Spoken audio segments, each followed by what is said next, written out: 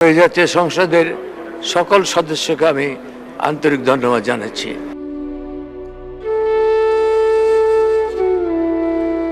যাদের অক্লান্ত আত্মত্যাগ, সংগ্রাম আর দূরদর্শিতা ছাড়া বাঙালির স্বাধীনতার ইতিহাস পূর্ণ হবে না, তেমনই একজন তোফায়েল আহমেদ।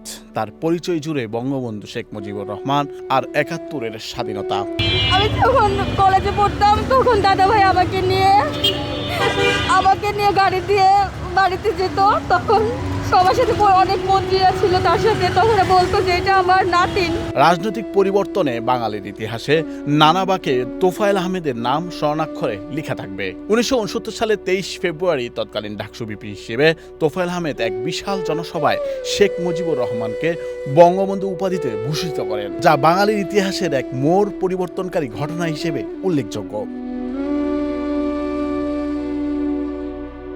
তোফায়েল আহমেদ ১৯৭১ সালের মহান মুক্তিযুদ্ধের অন্যতম প্রধান সংগঠক এবং মুজিব বাহিনীর অন্যতম অঞ্চল প্রধান ছিলেন, যা তাকে মুক্তিযুদ্ধের গুরুত্বপূর্ণ অংশ হিসেবে অভিহিত করা হয়। ১৯৬০-এর দশকে পাকিস্তানি শাসক গোষ্ঠীর বিরুদ্ধে বাঙালির রাজনৈতিক চেতনা জাগ্রত হতে শুরু করে। তখন ছাত্র সমাজ ছিল আন্দোলনের প্রধান শক্তি। সে সময় ঢাকা বিশ্ববিদ্যালয় কেন্দ্রিক ছাত্র রাজনীতিতে উজ্জ্বল আলো হয়ে ওঠেন তোফায়েল আহমেদ। তিনি ছিলেন ঐতিহাসিক ছাত্র সংগ্রাম পরিষদের অন্যতম নেতা। ১৯৬৭ থেকে ১৯৬৯ সাল পর্যন্ত তিনি ঢাকা বিশ্ববিদ্যালয় কেন্দ্রীয় ছাত্র সংসদের ভিপি হিসেবে নির্বাচিত হন। ৬৯-এর গণ অভ্যুত্থানে নেতৃস্থানীয় ভূমিকা রেখে দেশ জুড়ে পরিচিতি পান তোফায়েল আহমেদ। ১৯৭০-এর নির্বাচনে মাত্র ২৭ বছর বয়সে তোফায়েল আহমেদ পাকিস্তানের জাতীয় পরিষদের সংসদ সদস্য হিসেবে নির্বাচিত হন।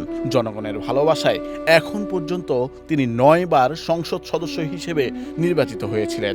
একাধিকবার মন্ত্রী হিসেবেও দায়িত্ব পালন করেছিলেন। তিনি কার্যক্রম নিষিদ্ধ আওয়ামী লীগের উপদেষ্টা মণ্ডলীর সদস্য হিসেবেও নিজের মেধার পরিচয় দিয়ে গেছেন শেষ পর্যন্ত। নুরুল আফসার, বৈশাখী সংবাদ।